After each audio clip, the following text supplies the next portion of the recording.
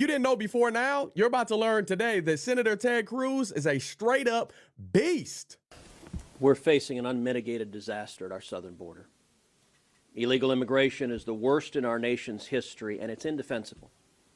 All of us have been down to the southern border. I spend a lot of time on our southern border.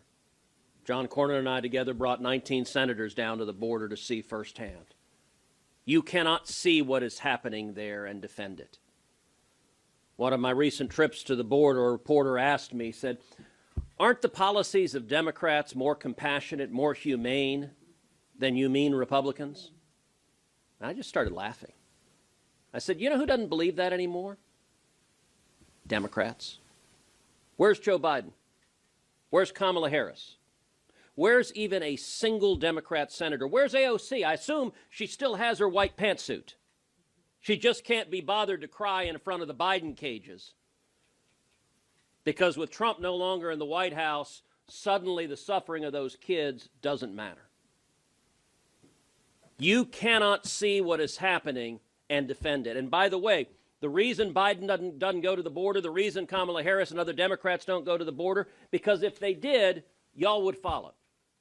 The press would follow. See what's really going on. And their only defense, they cannot defend what they're doing. Their only defense is to cover it up. Karine Jean-Pierre stands at the White House podium and says, people are not just walking across the border. It's not happening. There's a technical legal term for what that is. That's called bullshit. It is an utter and complete lie.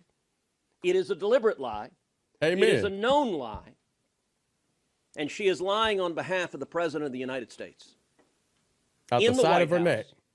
Now, why does she lie? She lies because she counts on the press not to call her out. Was there a PolitiFact, a pants on fire done on that? No. I've invited the White House press secretary, come with me to the southern border any day and pick any hour of the day. We'll go out in 1 hour, and I guarantee you we will encounter group after group after group.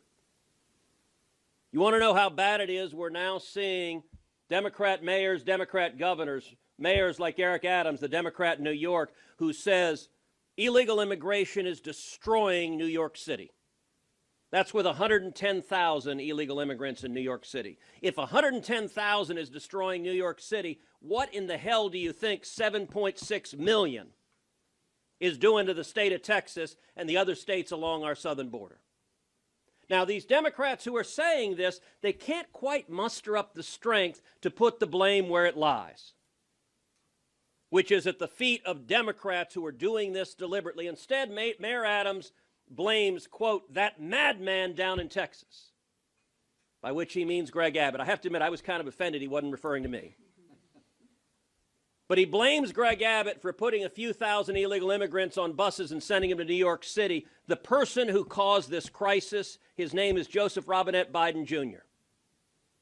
His home address is 16 blocks away. And by the way, if Eric Adams wants some help fixing this problem, he can pick up the phone and call someone else named Charles Schumer. He's a New York resident. I believe he lives in Manhattan. If the mayor doesn't have his number, we can give him Chuck Schumer's cell phone. Because Chuck Schumer is responsible, in the words of the New York mayor, for destroying New York City. Look, some of y'all may have seen when Alejandro Mayorkas testified in front of the Senate Judiciary Committee. I asked him, I said, Mr. Secretary, how many migrants died last year crossing illegally? He said, I don't know, I have no idea. I said, of course you don't. The official numbers are 853, but you don't care about those dead bodies that appear in Texas every single day. I asked him how many children were brutalized by human traffickers. He said, I don't know. How many women were sexually assaulted? I don't know. How many people died of drug overdoses? As John Cornyn told you, it's more than 100,000. And you want to talk about something stunning? I put up a photograph with pictures of colored wristbands. I said, Mr. Secretary, what are these wristbands? And he said, I have no idea what they are. Now, look, any good lawyer will tell you, you don't ask a question you don't know the answer to. That was one answer that left me flabbergasted. Because just about every single illegal immigrant who crosses the border wears one of those wristbands. They're color-coded for how many thousands of dollars they owe the cartels. And if you stand on the banks of the Rio Grande River, you see hundreds or thousands of these wristbands. They're just like this. These are the wristbands picked up from the banks of the Rio Grande River. And the little boys, the teenagers who come in who owe thousands of dollars to the cartels, they're sent to every city in America, and they're working for the cartels to pay off those thousands of dollars. They're committing crimes in Washington, D.C., and New York, in every city in America. And if they don't pay off the cartels, their families will be murdered. And as bad as the boys have it, the girls have it even worse. There are literally thousands upon thousands of girls trapped in sex slavery to pay off their debts to the cartels. When I look at these are modern day leg irons. This is human slavery. And it is caused by the Democrats not giving a damn about the people being abused. And so I want to make a plea to the press.